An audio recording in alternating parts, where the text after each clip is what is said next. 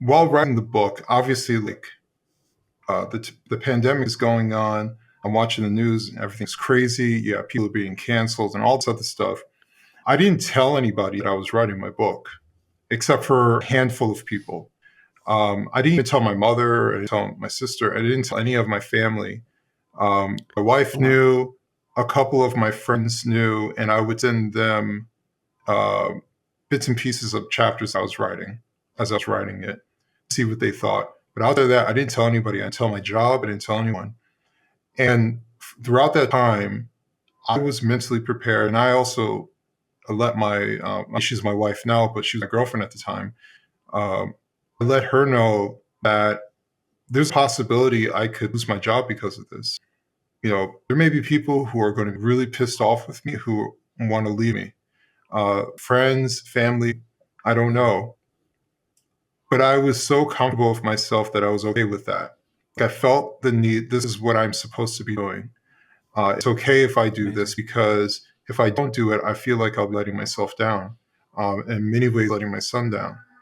So, as far as preparing myself to be a public figure, I was comfortable because I settled with the idea of receiving public scrutiny months prior to even publishing the book, and even personal scrutiny. I was prepared for that, and I was okay with that by the time the book was published.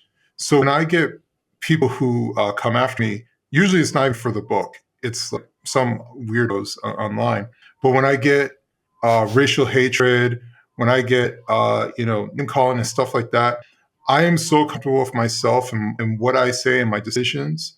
Not that I'm always right, but I'm saying it for a particular reason. I could be wrong.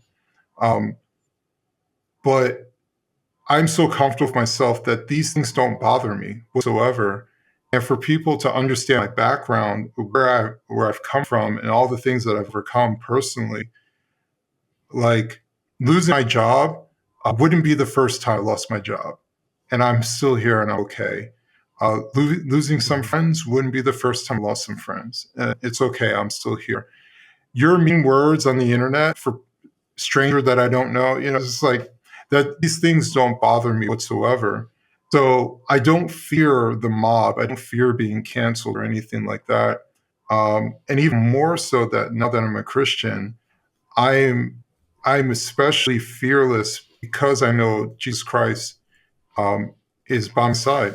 Um, and even looking back, I know he's always been there. So um, yeah, I wasn't prepared necessarily to be a public figure because I didn't think I would find anywhere close to the success that I've been blessed to have. But I wasn't afraid of it either. Mhm. Well, praise God. I can relate to some of that. I came out of the New Age and sort of the spiritual communities, and I had a Mm, feeling that speaking up on behalf of Christ would be costly, but I knew who I was. I knew what I had been through.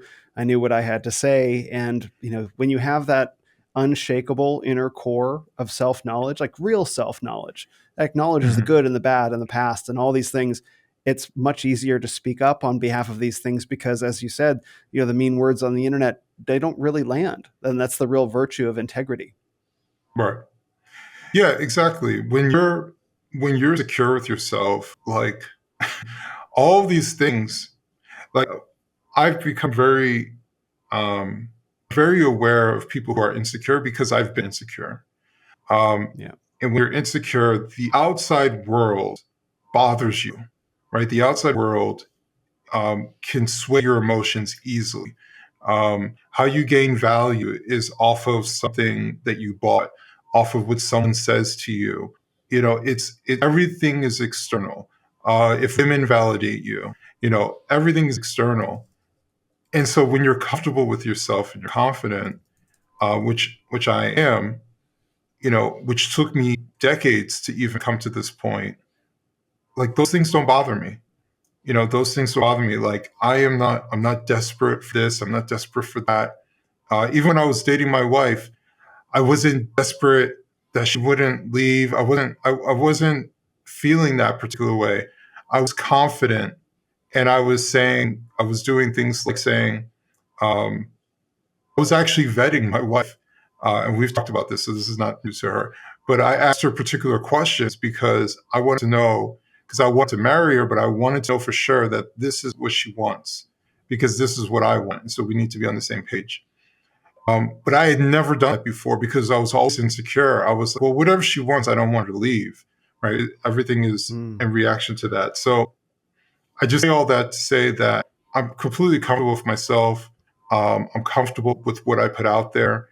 Um, and I kind of welcome the people who criticize me because often the criticisms are unfounded criticisms. They're not legitimate. They're not pointing out where I actually was wrong and they make sense. Oh, okay, yeah, I was wrong here. They're usually just attacks and I call it the attacking the avatar, right? They're not attacking you; they're attacking what you represent. Um, and so I especially then, I don't take it personal. You know, you always know when they're attacking the avatar, when they attack something you never said, you never claimed.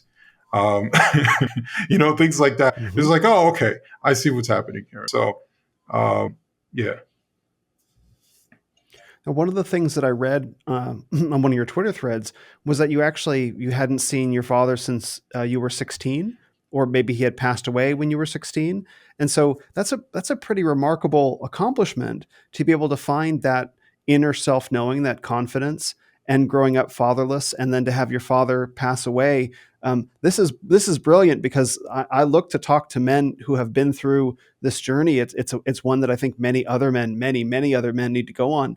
So maybe Yeah. can you talk a little bit about how you develop that confidence going from essentially a fatherless situation to finding yourself in this place? Because more men need to figure out how to get themselves to where you are. Like I said, it took decades.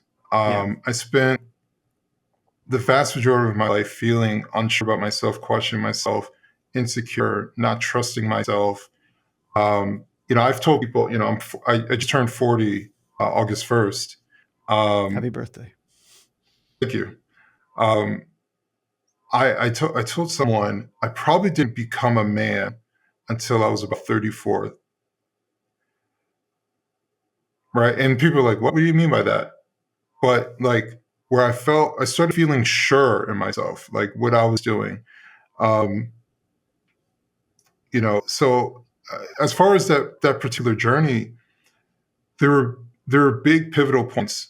Um, Two of those points was therapy. Um, I I was suffering from panic attacks at one point at a job that I had at a telecommunications company, and I went on leave because my job wasn't helping me. To alter my role. To kind of alleviate the stress that I was feeling. And then one day I was at home and I knew I needed to leave to do something like an errand. And I felt scared to leave my house. And it was the first time I ever felt scared. Not lazy, but just like scared. And I said, oh, no, that's not good. um, Mm-hmm. and so I immediately looked for a therapist. And I went to that therapist for a number of months. But my first sessions, I think for the first month, I went 3 times a week, if I remember correctly. Wow. Because every time I went, because I thought I was going there because of my job, but every time I went, I was going way back in my past for things that were unresolved. And I think I cried in every session for 3 weeks straight. Like, Yeah. and the person that was my therapist at the time, she was very motherly, and I felt comfortable doing that in front of her. Um, but I needed to go through that. I needed to resolve these things. I needed to not have extreme anger or resentment or anything towards my father. I had some issues with my mother as well, and I had to learn to kind of deal with some of these things as well. So, therapy was a really big step. Another big thing for me was I had I mean, there's just so much. There's so many things because it took such a long time. Mm-hmm. But one of the big pivotal things was actually I had social anxiety, but I didn't realize I had social anxiety. Um, it just felt like it was part of me. Like, oh, I'm just like this, so you don't even question it. And it wasn't until after a bad breakup, I had moved back home, and I was like, you know what? Let me try to rediscover myself, because I felt lost in that relationship. It's one of those relationships where you did everything she wanted to do. You were around her family, everything surrounding her life, and then all that's taken away. You don't know who you are. Like, what do I even like doing? So I had to kind of like rediscover myself and my interests and things like that. I was curious about learning German, so I started learning German. And then um, I always wanted to go to Europe. So I planned a trip to go to Europe, and I was like, I am going. And, the kind of the Cliff Notes version, after I wasn't supposed to go alone, I was supposed to go with someone. They weren't able to go, but I still had bought my ticket on. I was like, I'm still going. But bouncing around Europe by myself, where everything is different, I've never been to anywhere at these places. I don't know anyone, and accomplishing all that. And when I came back home, I felt at peace, because what I didn't realize, it was kind of like throwing me in the deep end, and I learned how to swim in that particular way, and I wasn't afraid of water. Um, and so after experiencing that, I was kind of like, I'm not scared. And I want to go through that feeling of discovering new things. And so I just kept traveling. I kept traveling, and then I'd go to new places, and then I would meet people, and I became friends with people, and then I would go back to the same places. So, like, I've been to Berlin 6, 7 times. Made friends with some people there. Been to Barcelona 3 or 4 times. I can't remember now. That's how many times I've been. You just lose track. So I've been to a bunch of different places on repeat because I met people. And then I've had a couple of fortunate situations where some of those people actually came to the United States, and I hosted them at my home. So like, I've made really good connections with people. And that's when I really started understanding, one, not to be scared of the world, and teaching my son not to be scared of the world, um, and learning that there's more to this than just myself, because it's about the connections. It's about the human connections. I did a travel blog for a short period of time, and the subtitle was, "It's about human connection." Um, and I really started to understand that. And for me, traveling wasn't a superficial thing where I come back to people, all the places that I went, and take Instagram photos. But I went back to places because I really liked these people. I wanted to learn more about the people. I had deep conversations with individuals that I met one time and never saw again.